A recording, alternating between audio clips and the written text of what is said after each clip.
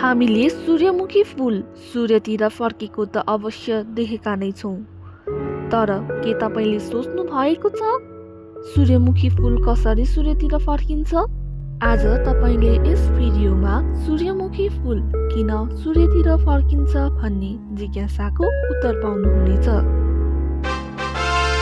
सूर्यमुखी फुलमा अक्सिन भन्ने एक प्रकारको हर्मोन हुन्छ।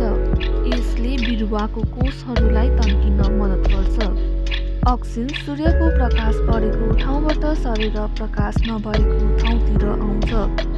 खान पूर्वबाट सूर्य उदाउँदा फुलको डाँठमा भएको अक्सिन घाम नभएपट्टि वा पश्चिमतिर जम्मा हुन जान्छ र त्यसतर्फका कोषहरू बढी लम्बिन थाल्छन्। त्यसैले फुल स्वत पूर्वतिर ढल्कन जान्छ। सूर्य सर्दै जाँदा त्यही क्रमले अक्सिन पनि सर्दै जान्छ र सूर्यमुखी फुल सधैँ सूर्यतिर फर्किरहेको हुन्छ।